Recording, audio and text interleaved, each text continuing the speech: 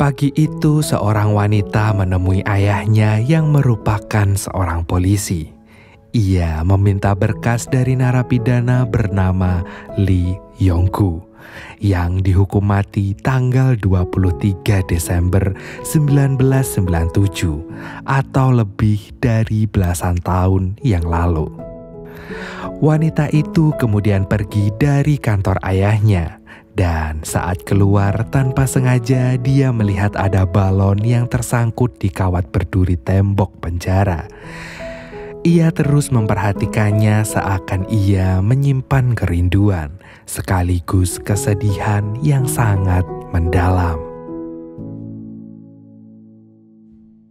Tahun 1997, Yong-gu, seorang ayah berkebelakangan mental, tampak sedang bersama putrinya yang bernama Yesung.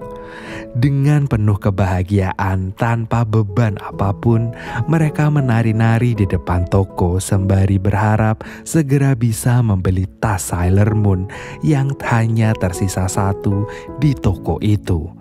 Sang ayah pun berjanji akan membelikan tas tersebut jika ia sudah gajian. Tapi tak disangkanya, tiba-tiba tas itu dibeli oleh anak dari komisaris polisi. Tanpa pikir panjang, Yong-gu langsung masuk untuk memohon agar tidak membeli tas itu.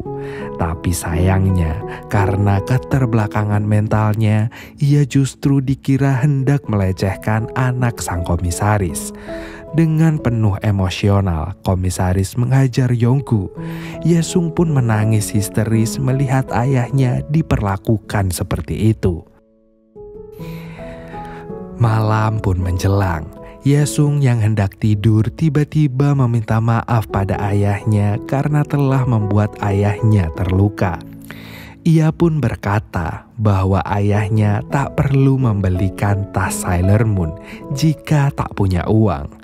Karena bisa bersama ayahnya saja sudah membuatnya sangat bahagia. Pagi harinya, Yong-gu kembali menjalani rutinitasnya. Ia bersiap untuk berangkat bekerja. Tak lupa ia memperingati anaknya agar selalu memakan makanan sehat. Saat ayahnya berjalan menjauh, Yesung menghitung sampai 3 dan ayahnya langsung berbalik lalu melakukan gerakan konyol hingga membuat mereka tertawa terbahak-bahak. Ternyata Yong-gu bekerja sebagai tukang parkir di sebuah mall. Saat ia sedang beristirahat, tiba-tiba anak sang komisaris datang mendekatinya. Ia berkata pada Yong-gu bahwa ia tahu toko yang masih menjual tas Sailor Moon seperti miliknya. Ia pun langsung mengikuti kemana anak itu pergi. Di sisi lain, terdapat ibu-ibu yang sedang melintas di jalan pasar. Tanpa diduga, ia melihat Yong-gu sedang melecehkan anak komisaris yang telah terbaring tak berdaya. Ia sangat syok dan bergegas pergi dari sana. Malam harinya terlihat Yong-gu yang telah berada di kantor polisi. Ia sendiri tak tahu apa yang sebenarnya telah terjadi.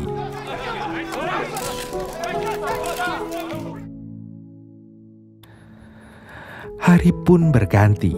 Pagi itu, dia dikawal para polisi dan disaksikan puluhan media dari seluruh penjuru Korea. Yong-gu melakukan reka adegan di TKP. Ternyata saat itu ia sedang melakukan pertolongan pertama pada anak komisaris. Tapi karena keterbelakangan mentalnya, semua orang mengira ia hendak melecehkan anak tersebut. Yong-gu tampak sangat tertekan dan selalu berusaha mencari Yesung. Salah satu polisi di sana pun berjanji akan segera mempertemukannya dengan Yesung jika mau membuka celana. Yong-gu pun yang tak paham apapun menurut-menurut saja. Sehingga seketika orang-orang yang berada di TKP semakin yakin bahwa Yong-gu memang hendak melecehkan anak sang komisaris. Tak disangkanya Yesung ternyata ada di sana juga. Ia sangat kaget melihat ayahnya ditangkap polisi. Ia hanya bisa menangis histeris saat ayahnya dibawa pergi.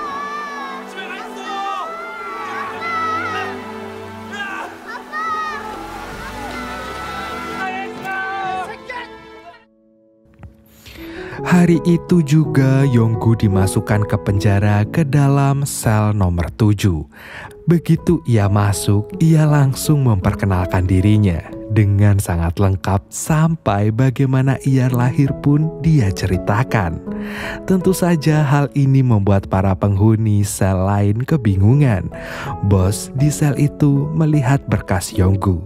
Ia pun memberikannya pada anak buahnya untuk dibacakan. Setelah mengetahui bahwa Yonggu adalah terdakwa kasus pelecehan anak, tanpa basa-basi mereka langsung menghajar Yonggu. Tapi seketika mereka semua terdiam setelah mengetahui bahwa Yonggu akan dihukum mati. Hari pun berganti. Di lapangan, Yonggu yang sedang melamun sembari menuliskan nama anaknya tanpa sengaja melihat bos napi lain hendak menyerang bos selnya. Yonggu yang mengetahui itu pun langsung berlari menyelamatkan bos selnya. Tapi sialnya serangan itu justru mengenai Yonggu. Tanpa pikir panjang, si bos menghajar orang yang menyerang Yonggu hingga akhirnya para sipir memisahkan mereka.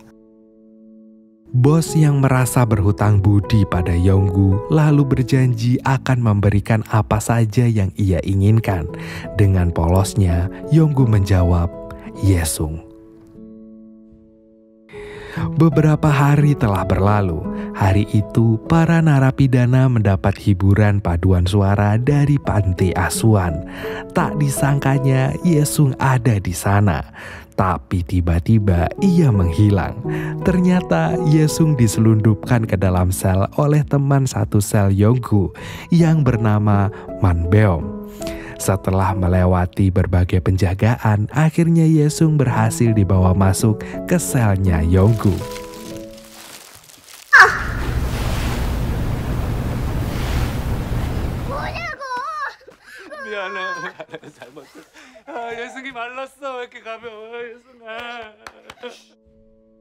Bongshik yang mengetahui itu merasa tak terima karena hal itu akan membahayakan dirinya jika ketahuan. Tanpa pikir panjang, dengan panik ia langsung memanggil sipir penjara. Tapi saat sipir penjara sudah sampai, Yesung memohon dari bawah dengan wajah memelasnya. Sehingga ia pun jadi merasa kasihan dan berkata pada sipir bahwa ia kelaparan. Yesung lalu melepas rindunya bersama sang ayah, dan dengan jujur ayahnya berkata bahwa ia sedang dipenjara karena dia bodoh. Tapi sayangnya baru sebentar mereka melepas rindu, Yesung harus segera pulang karena pendeta yang memimpin paduan suaranya jatuh sakit. Dengan segera mereka pun membawa Yesung kembali ke rombongannya, tetapi sialnya ia sudah terlambat.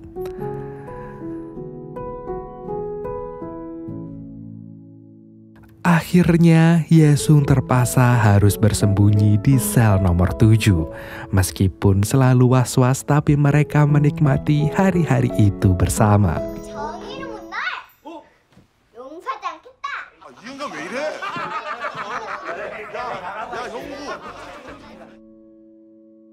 Hingga suatu hari mereka mendapatkan info bahwa akan ada acara keagamaan lagi di penjara mereka. Tanpa pikir panjang, mereka pun langsung berusaha untuk menyelundupkan Yesung agar bisa pulang dari sana. Rencana mereka berjalan dengan sangat lancar hingga saat Yesung sampai di pinggir panggung. Ternyata hari itu adalah acara keagamaan untuk orang-orang Buddha. Sementara itu, kepala sipir baru menyadari bahwa ada satu anak paduan suara yang tiba-tiba menghilang saat bernyanyi. Tanpa pikir panjang, Malam itu juga ia langsung menyisir seluruh sel untuk mencari anak yang hilang itu. Dan saat sampai di sel nomor 7, mereka berhasil mengakali petugas dengan menggendong Yesung. Tapi sialnya,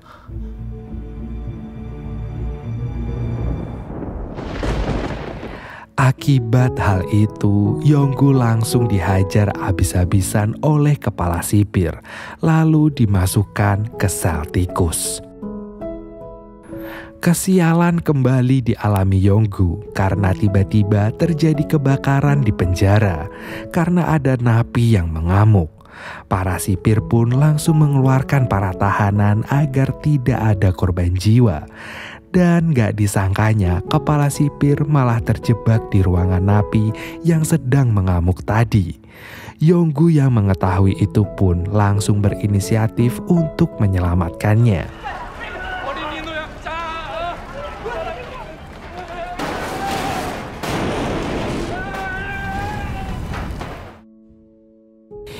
Pagi pun menjelang, terlihat kepala sipir sedang dirawat di sebuah rumah sakit. Dokter di sana pun berkata ia sangat beruntung karena ada napi yang menyelamatkannya tepat waktu. Karena jika terlambat sedikit saja, bisa saja dia tewas. Dokter itu pun memperlihatkan penolongnya yang juga terluka parah, yaitu Yonggu. Seketika kepala sipir hanya terdiam. Beberapa hari telah berlalu. Yesung yang baru saja berangkat sekolah lagi pun ditanyai oleh gurunya mengapa ia tak pernah berangkat dan di mana orang tuanya tinggal. Mendengar itu, Yesung langsung mengajak gurunya yang sudah punya KTP untuk menemui ayahnya. Guru Yesung sangat kaget karena ayah Yesung ternyata sedang dipenjara, apalagi menyadari ternyata ayahnya berkebelakangan mental. Guru Yesung pun berusaha untuk menghibur Yonggu dengan mengatakan bahwa Yesung adalah anak yang sangat cerdas dan berprestasi.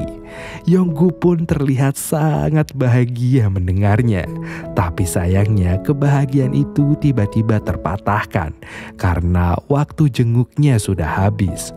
Yonggu pun diseret paksa dan ia harus kembali berpisah dengan anaknya yang tersayang.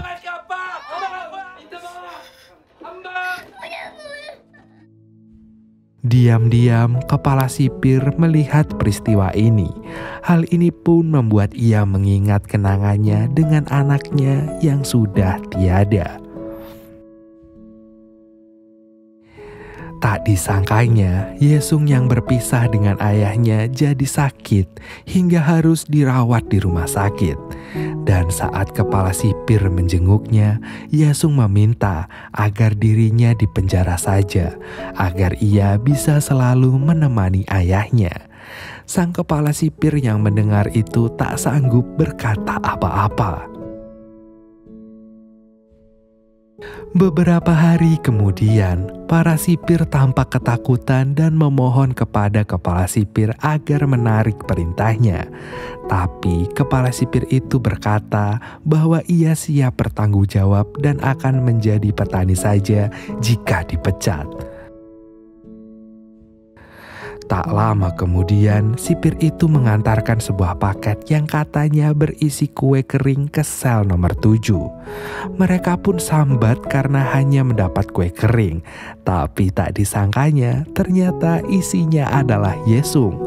Yonggu benar-benar merasa sangat bahagia. Sebagai ucapan terima kasih, ia lalu menemui sang kepala sipir. Tapi kepala sipir tak menghiraukannya dan berkata, ia tak berbuat apa-apa. Tapi dari situ juga kepala sipir baru menyadari adanya hal janggal yang membuat Yonggu dipenjara. Sementara itu, saat para napi sel nomor 7 sedang bermain bersama Yesung, Bongsik terlihat cemas karena sebentar lagi istrinya akan melahirkan. Ia meminta bantuan bos agar bisa menemani atau setidaknya bisa menghubungi istrinya. Tapi si bos sama sekali gak peduli. Yesung yang melihat itu pun merasa sangat kasihan dengan teman ayahnya itu. Kecurigaan kepala sipir membuatnya pergi ke kantor pusat untuk memeriksa berkas kasus Yonggu. Dari data itu, ia menemukan hal janggal di mana tak mungkin Yonggu yang keterbelakangan mental bisa menulis kesaksian serapi itu. Sepulang dari sana, ia kemudian menjemput Yesung dari sekolahnya untuk diantar menemui ayahnya lagi. Dan sesampainya di sel, Yesung langsung bermain dengan ayah dan juga teman-teman ayahnya. Tak lama kemudian, Bongsik datang dan ia terlihat sangat sedih karena hari itu istrinya melahirkan, tapi ia tak bisa menghubunginya. Dan tanpa diduga, tiba-tiba Yesung mengeluarkan HP dari tasnya yang ia pinjam dari teman sekolahnya. Tanpa pikir panjang, Bongsik langsung menghubungi istrinya. Tapi karena sinyalnya jelek, ia harus menyusur setiap ruangan dan sinyal paling baik ternyata berada tepat di atas toilet. Ternyata ia telepon di waktu yang sangat tepat. Istrinya baru saja melahirkan anak pertama mereka. Bongsik pun sangat terharu dan ia pun sangat berterima kasih kepada Yesung yang telah membuat dirinya sangat bahagia. Hari berikutnya saat Yonggu sedang berolahraga bersama si bos, ia diberitahu oleh sipir bahwa sebentar lagi dirinya akan menjalani sidang banding yang telah diajukan oleh kepala sipir. Teman-temannya yang mengetahui itu pun tanpa pikir panjang langsung berusaha sekeras mungkin untuk membantu Yonggu menjawab pertanyaan selama sidang. Dan mereka pun mencari tahu apa yang sebenarnya terjadi pada Yonggu sehingga ia dinyatakan bersalah. Ternyata saat itu anak komisaris terpeleset. Kepala belakangnya retak karena ia menggendong tas Sailor Moon yang keras dan kepalanya kejatuhan batu bata yang digantung untuk menahan tenda. Ia kemudian melakukan pertolongan pertama seperti yang pernah ia pelajari dulu. Dan sementara itu, kepala sipir menemui komisaris untuk memberitahu bahwa sebenarnya Yonggu tak bersalah. Tapi sayangnya, komisaris yang kehilangan anak satu-satunya itu, mata hatinya telah buta. Yang dia inginkan hanyalah menghabisi Yonggu secepat mungkin. Hari persidangan akhirnya tiba. Yonggu sudah siap dengan semua jawaban yang diajarkan oleh teman-temannya. Tapi saat ia ditanya apakah ia sengaja menghabisi nyawa anak komisaris karena menolak saat hendak ia lecehkan, tak disangkanya ia menjawab, "Ya." Dan bahkan dia meminta maaf pada semua yang ada di sana karena telah berbuat jahat. Seisi ruangan sidang sangat kaget dan marah pada kebiadaban Yonggu. Kepala sipir pun tak menyangka dengan apa yang terjadi dan ia masih yakin bahwa Yonggu pasti tidak bersalah. Ternyata sebelum ia masuk ke ruangan persidangan, komisaris polisi menemuinya di sebuah ruangan. Ia berkata pada Yonggu, jika Yonggu tidak mengaku bersalah, maka ia dan anak buahnya akan melecehkan Yesung sampai tewas. Hal ini membuat Yonggu sangat ketakutan dan ia rela mati demi keselamatan anaknya sendiri. Sejak saat itu hidup Yonggu di penjara seakan-akan sangat membahagiakan. Yesung pun rutin mengunjunginya dan kebahagiaan sangat jelas terlihat di sana. Seakan mereka akan hidup bersama selamanya. Yesung pun kini juga sudah menjadi anak angkat kepala sipir dan telah dianggap seperti anaknya sendiri. Di tengah kebahagiaan itu, kepala sipir mendapatkan kabar bahwa tanggal eksekusi Yonggu telah ditetapkan, yaitu 23 Desember 1997, tepat di hari ulang tahunnya Yesung. Tak perlu waktu lama, hal ini pun diketahui oleh teman-teman Yonggu. Tentu saja mereka tak tinggal diam. Mereka langsung menyusun rencana untuk menyelamatkan Yonggu sebelum ia dieksekusi.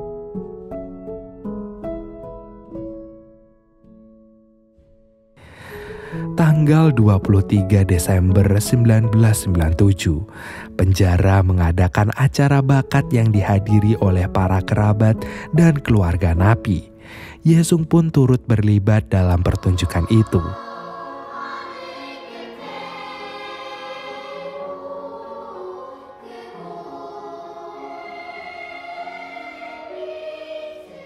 Dan di tengah pertunjukan, para pemain turun ke bangku penonton dan mengajak para penonton menari, sembari perlahan berjalan ke belakang.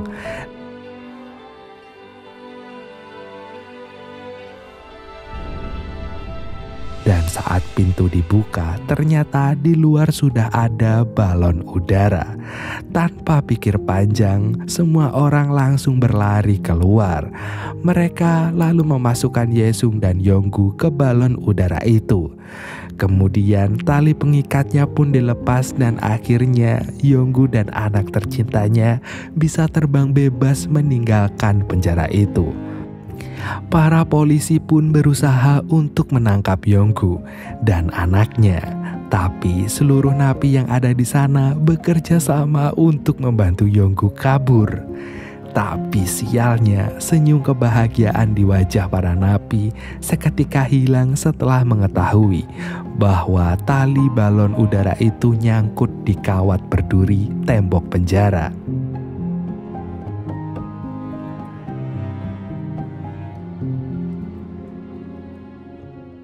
Namun meski begitu, senyum di wajah Yonggu dan Yesung tak pudar sedikit pun karena mereka bisa menikmati senja dengan sangat indah bersama-sama, dan Yesung berjanji tak akan pernah melupakan hal itu.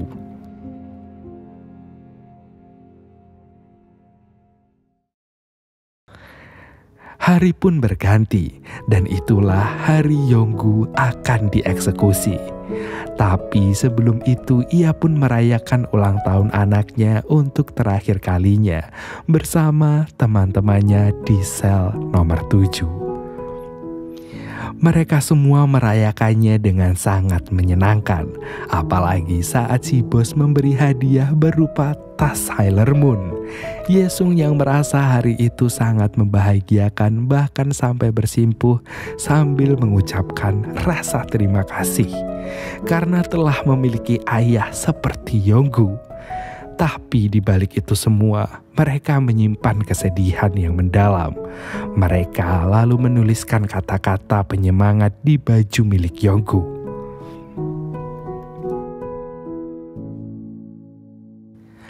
Tak lama kemudian, Yonggu dan Yesung berpamitan dengan semua penghuni sel nomor 7.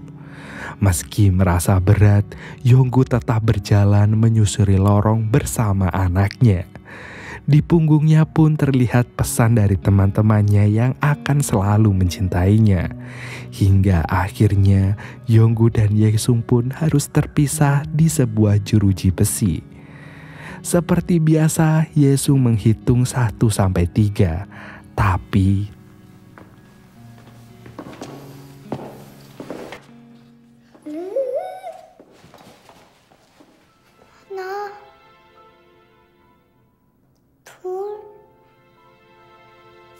Tapi tidak ada jawaban dari ayahnya. Yesung pun berteriak sekeras-kerasnya. Seketika itu semua orang dalam penjara hanya bisa terdiam. Mereka semua merasakan seakan ada yang kosong dalam diri mereka. Yonggu yang terjatuh langsung berlari menghampiri anaknya. Ia tak ingin berpisah dengan anaknya, tapi ia sudah tak bisa berbuat apa-apa lagi. Yesung dan Yonggu harus berpisah untuk selamanya, dan itu adalah hadiah ulang tahun yang tak akan pernah terlupakan untuk selamanya. Belasan tahun kemudian, terlihat wanita yang di awal film mengambil berkas Yonggu sedang bersidang untuk membela Yonggu dengan berbagai bukti dan saksi yang ia punya. Akhirnya dalam persidangan itu, Yonggu dinyatakan tak bersalah dan semua hukumannya akhirnya dicabut. Meskipun kita semua tahu itu sudah terlambat. Semua orang di persidangan itu tampak sangat bahagia, termasuk kepala sipir dan juga teman-teman Yonggu di sel nomor 7 dahulu. Wanita itu pun tak bisa lagi menahan air mata bahagianya. Wanita yang belasan tahun berjuang demi keadilan untuk ayahnya, yaitu Yesung. Dengan rasa sangat lega, Yesung keluar dari tempat itu. Di luar ia pun melihat balon kuning yang tersangkut di kawat berduri. Tapi gak lama kemudian balon itu berubah menjadi sosok ayahnya dan dirinya saat masih kecil.